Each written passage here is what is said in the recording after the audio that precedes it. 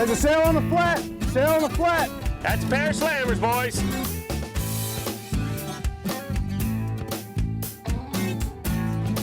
Nice fish.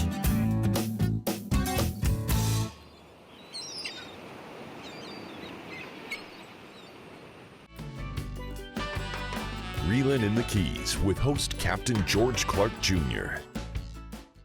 Well, welcome to Reelin' in the Keys. I'm Captain George Clark Jr., and today we're going to be doing something a little bit different than what we've done here lately. We're going to go out on my boat today with my good friends and clients to do a little pre-fishing for the 15th annual Take Stock in Children Backcountry Challenge. Kim Van Campen and Bill Van Campen from Williamsport, PA, down here with me. Say hi to everybody out there, guys. Hi. We're excited. We've had pretty good success in this tournament over the years, fishing together. It's a lot of fun, and it's for a good cause. So, you guys ready? Yes. Let's we're go. ready. Let's go get some bait. Bait. Breaking out the secret fish loaf. You know, Bill, if you put this in the oven at 350 for an hour, bake it, it's delicious. Yeah, oh yeah. It's very just delicious. it's just like Mom's meatloaf, only completely different. You'd have to put 3 bottles of ketchup on it, At least. at least. Plus, you'd have to get past the smell. Ooh. Yeah, the smell is tough. But the fish like it. Oh yeah, they like it. We're gonna catch these pilchards, which you know is the preferred bait.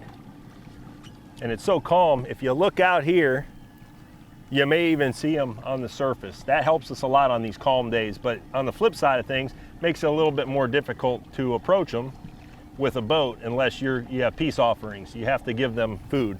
So I got the power pole down, you know, very important. If you're gonna fish shallow water, it's a great thing to have the power pole on the boat. We use it every day to anchor up in this shallow water. And the nice thing about it is we've got these remotes, so we can stake the boat off, and now we can get the chum going in the right direction. And I'm starting to see a few things move around on the surface.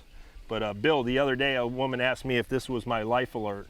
Oh, that's And I said, no, it's the remote for the power pole. But if it was, I'd push the button and I'd say, honey, I'm fishing and I can't come home. That's classic. You need a life alert out here, George.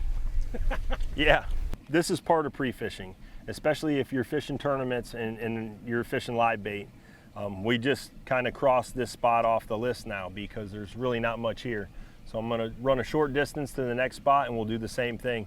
And what happens is, you know, when we do locate the bait that we're looking for, we'll just make a mental note of that or write it down, and that'll probably be the first spot that we start at tomorrow before the tournament. The pressure's always on me as the guide, finding the fish and finding the spots, but what do you think? Where do you think we should go look next? Close by, any place nearby. I think that would be the best. Save our time. Process of elimination. We'll just bounce to the closer areas and then work our way away from it. So Sounds good. all right, hang on. Oh, this is the best seat in the house.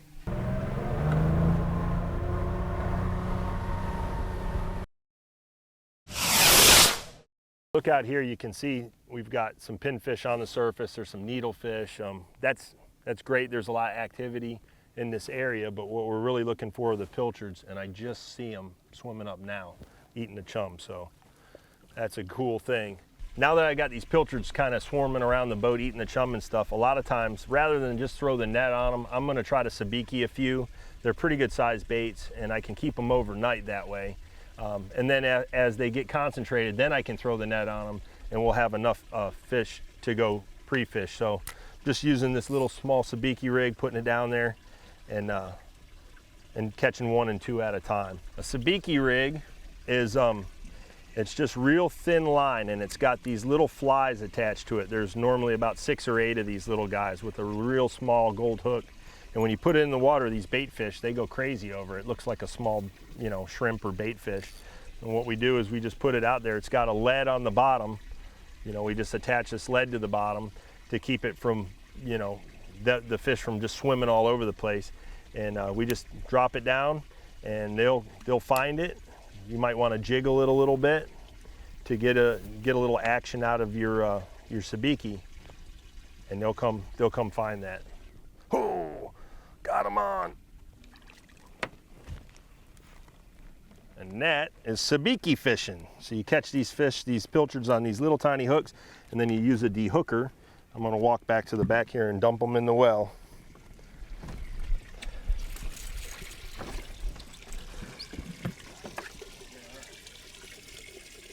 And we just dehook them just like this. Oh, man down. Uh-oh. All right, got the net out. This is a little quicker than catching 1 and 2 at a time.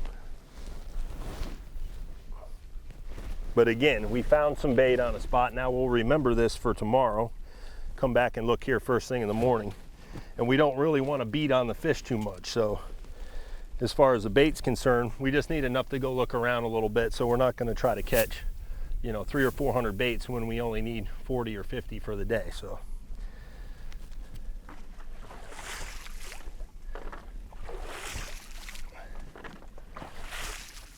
cloud it up a little bit, get that chum out there, let them get excited and get into that chum that I just shook, and then we'll throw the net over them. Well, here goes nothing. Oh, I got something.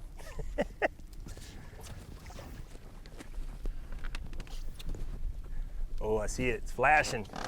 I'm gonna walk it right down the side here.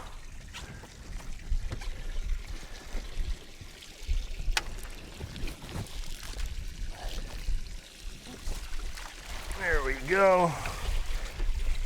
They're really nice sized baits too, good sized baits. Some beautiful looking grass in there. That's my, Yeah, Bill, that's normally your job. You help irrigate all of the grass out of there. get the grass out of there so it doesn't clog the drain up. So we Little keep it valley. running. Yeah, I see that. Look Yep. at that.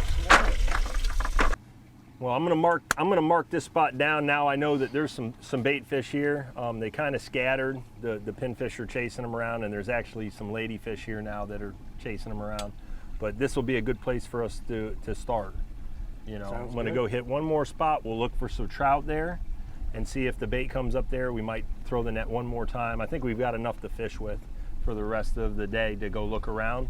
But we'll try the trout there too, because in this particular tournament, as you know, Yeah. snook, redfish, and trout, and you have to have all 3 species to qualify for grand champion. So no matter what, we want to make sure that we can find some trout. Trout's been a little thin here lately. So, you know, 14, 15-inch trout, at least you got it, and then you can At least always we're on the board. you Yeah. can always upgrade from there. So let's go hit this other spot. And what we use are artificial baits, gulp shrimp. Love the whole line of Berkley stuff. The gulps work really, really good, and they come in different colors. What we're doing is we're just throwing these corks out, and the bait's trailing right underneath it a couple feet, and they make some noise with that cork, and the trout that are down into the bottom there will come out, and they'll grab that. And Captain George, why do they call them ladyfish? Bill and I have been fishing the tournament probably 13 years now. We only missed 2, and one was due to a family wedding, and the other one we didn't know about. So once we started fishing the tournament, we really enjoyed it and liked coming down here. And since it's such a great charity, we've kind of adopted that as one of our charities too. Get him, Bill! Get her! Get her! Get her! Jump off, man. Lady fish. I know why they're called ladyfish, because they're so pretty. They're pretty bait. Pretty fish, I should say. Tournament's pretty fun. You have to catch. Fish on, Kim. You have to catch all 3 species, which are trout, snook, and redfish. And in each of those divisions, they have first, second, and third place. And the cool part about it is that you can. Oh, I got a fish. A little baby. That's all right. It's a trout. That's a trout. We're on the board for tomorrow. We know they're here. Little guys. Oh, You can get first, second, and third place. And the cool part about it is that you can fish 24/7, starting after the captain's meeting on Friday night. And fishing at night is really pretty cool. Fish on. Ooh. Oh! That was awesome. Who says you can't have fun when you're pre-fishing? This is fun. They used to have a ladies division, and I won that several times, top lady angler. Bill and I have quite a few trophies from this, and we like to share that with our friends, showing them off, of course. And last year I got first place redfish for a 34-incher, and I beat out 72 guys, which was pretty cool. That's all you cared about. I know. That's all I did care about. All right, guys. So we have a really good idea where the trout are at now. Even though they're small fish, we know where we can probably go catch some small ones. And we have a really better idea now after being out here yesterday, today, where the bait's at. So I think we're okay there. Now let's go and make a move. Let's go see if we can find some snook. Captain George, I need to practice my casting. Yeah, well, that's important. Yeah, that's good before the tournament. Yeah, I want to make sure that all the equipment's working good and that you guys are dialed in on your cast. So we'll take a little ride right now and see if we can go find some snook laid up. Okay. Sounds good.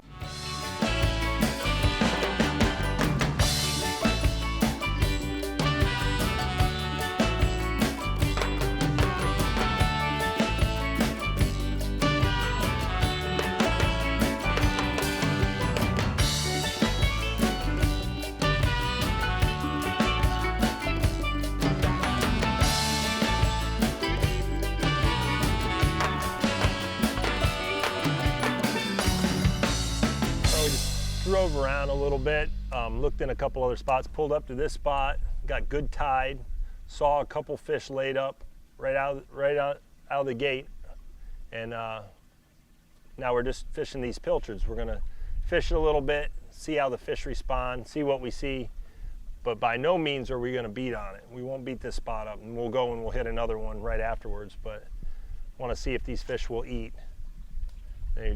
We're out in the open, and now they kind of got back up into the structure there. Nice cast.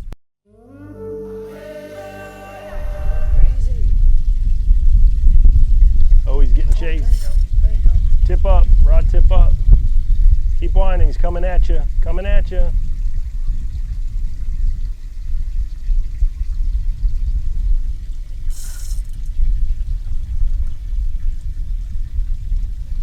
Sakuda. No, it's a snook. Oh, it is? Yeah. Yeah. You got one, Ken. Oh, yeah. Easy, just go easy. There you go. Can't beat on these guys. That's all right. I don't think it's a tournament fish, but it just lets us know that there's some here. Nice. Mr. Snook. There, see what you caught? Nice. Good job, Captain George. Mr. Snook. See how dark they are when they get up into that cover. You know, they have to stripe. kind of blend into camouflage. So when the bait fish come by, they look more like mangrove shoots and branches and stuff, and there's a little bit of yellow, there's green, you know, little darkers. And they feel the bait, right? Oh They yeah, hear it. that black stripe, boy. So that bait, you know, they hunt, obviously in the daytime, they hunt more by sight, by visual, they see it, you know. All right guys, wind them up, let's go. We spent a little time here, we seen some fish, we caught that one nice one, have a pretty idea where they're laid up here, so we don't want to beat them up. We'll run and take a gander at this next spot that see if the fish are laid up in this other spot, not too far from here. And the way the wind's blowing, it's kind of funneling and forcing everything from our left to our right. So what we're going to do is fish right along this edge. I think there might be some fish laid up in there, but also if the conditions are right and there's bait coming up and down this shoreline, the fish will kind of be trailing and following them, you know, and that's the key. We want fish to be moving. So we'll keep our eyes peeled and watch for activity, watch for fish getting chased. Okay. You got a whole school of barracudas this big. Oh, yeah? Yeah, there's like 8 or 10 of them. Well, what we got to do is keep that bait right in shore here. Just go right up towards the trees again. Okay. You got a shark, my friend. Sharky the shark. And he said, see you later, pal. I wanted to go into that spot. But It looks really good. don't feel bad, because seeing those two really nice snook laid up in here is well worth us Yeah, us you're hooking one. So you know, these fish, they're both the fish that we saw are tournament fish. They could possibly win it for you, you know. So I'm not discouraged at all if I come in here. What you got? I got a big fish. Ooh, a shark. Yep, you got a shock, Kim. Ooh. I'm all right. I don't think Mr. Shark is. There he goes. And he chewed through it. At least it wasn't that big snook we saw. Yeah. I'd feel bad about that. Yeah, I would feel bad about that. Well, we've had some really good visual hunting going on here. Feel really confident about this spot. We saw 2 or 3 really nice tournament snook, and rather than hook them and try to release them, we're going to leave them alone, go to another redfish spot now. But I feel really good about the chances of catching a tournament fish here. One of you two is going to catch a good fish here come tournament time. I have a feeling. I can smell the fish. All right, well, let's go look for some reds. Guys, well, I'm here with the chair people of the Take Stock and Children Backcountry Challenge tournament that we're fishing here in Key Largo. Our 15th year, and it's grown every year. We've had, I think we started with only like 9 participants. Now, this year we had 52. So it's continuing to grow. The format is real simple as far as the tournament's concerned. Anglers go out, snook, redfish, and trout. There's awards for all of that. Anything else you want to mention about the format? Well, Take Stock is actually a statewide program. It's my understanding every county in Florida have a version of it. We're proud here in Monroe County that by every measuring stick you have, we're the best. We have more per capita participants. The participants, their success rate is higher than any other county, and we truly are the model for the rest of Florida. It's children of less economic means than most.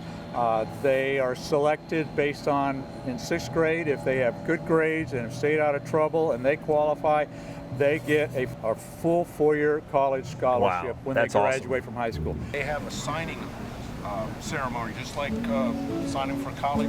It's a contract. You sign a contract Right. stating that you're going to do this, and you have to fulfill the program. And from middle school all the way till they graduate, they have to keep good grades, they have to stay out of trouble, no drugs, and they have to meet with a mentor once a week during the school year to go over, how well they're doing and things like that. And if they falter, they lose their scholarship. But That's fair. That's yeah. fair. I won't keep you guys much longer. I know we have an award ceremony tonight. How many trophies are being awarded tonight? 15 trophies. What do you think was raised this year? Enough to put a kid through school? Absolutely. We'll have Just enough from for a this full event? scholarship. From this event, we'll have enough for at least one student for 4 years. Great. I want to thank you guys. All right, Hey, thanks, keep up George. the good work, Thanks, Bubba. and we'll see you at the awards. All right, thanks. Good luck.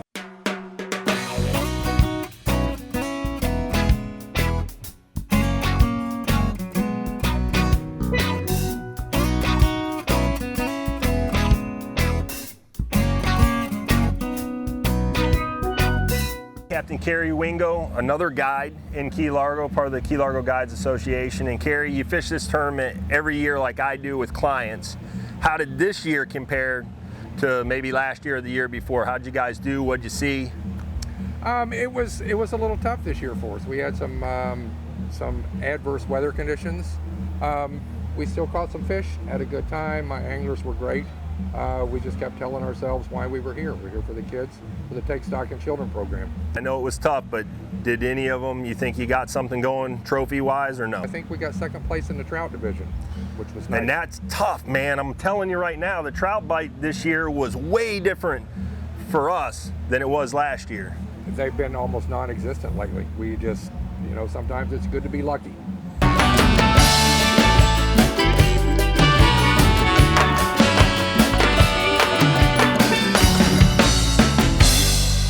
Julie, come on up. Julie Fiorni with a 31 1/4 inch redfish, and she did not have a guide. She came with her significant other, Dave Lacey. First time award. And she has never fished here before. Top guide, is going to be Captain Tony De Los Santos. Captain George Clark was the guide, and the length was 30 inches.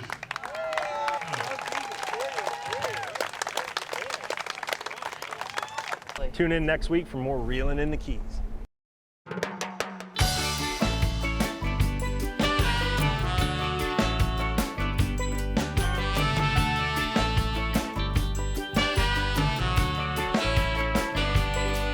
There's a place out on the ocean, ain't on a map anywhere. The captain's looking at the water, he knows exactly where to steer. No internet or Wi-Fi tower, all that stress is gone. The line's just went in the water, and somebody yells, "Fish on!" And it's just another day, reeling in the Keys. We got that fishing feeling, there's no place we'd rather be. We're a million miles from nowhere, but we ain't lost at sea. Just living life, living the dream, reeling in the Keys.